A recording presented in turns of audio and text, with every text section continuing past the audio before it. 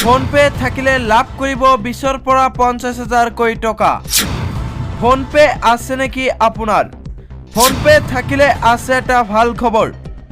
কেনেকৈ লাভ কৰিব 20ৰ পৰা 50,000 টকা জানিবলৈ ভিডিঅ'টো শ্বেয়াৰ কৰি সম্পূৰ্ণ চাওক।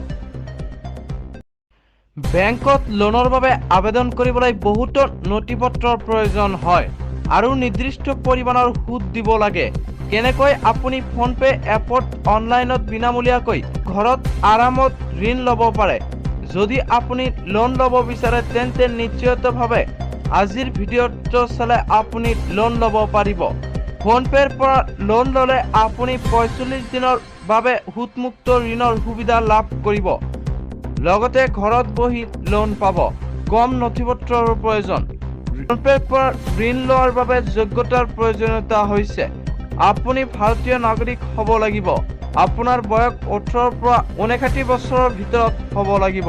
টকা উপাৰ্জনৰ উপায় থাকিব লাগিব আপোনাৰ। ফোনপে এপৰ পৰা ঋণ ল'বলৈ প্ৰথমে আপুনি প্লে ষ্ট'ৰৰ পৰা ফোনপে এপ ডাউনলোড কৰিব লাগিব।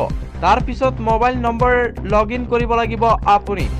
আৰু যদি আপুনি এই এপটো প্ৰথমবাৰৰ বাবে ব্যৱহাৰ কৰিছে তেন্তে ইয়াত একাউণ্ট বনাব লাগিব। তাৰ পিছত বেংক একাউণ্ট যোগ কৰিব লাগিব। তাৰ পিছত প্লে ষ্ট'ৰলৈ গৈ ফ্লিপকাৰ্ট এপটো ইনষ্টল কৰিব লাগিব। ইয়াৰ পিছত আপুনি ফোনপেত যিটো মোবাইল নম্বৰেৰে একাউণ্ট বনাইছে সেই নম্বৰেৰে ফ্লিপকাৰ্টত একাউণ্ট বনাব লাগিব। একাউণ্ট তৈয়াৰ কৰাৰ পিছত প্ৰফাইললৈ যাওক আৰু ফ্লিপকাৰ্ট পে লেটাৰ সক্ৰিয় কৰক। আৰু ইয়াৰ বাবে আপুনি কিছুমান দস্তাবেজ আপলোড কৰিব লাগিব। তেতিয়া লোন ল'ব পাৰিব আপুনি।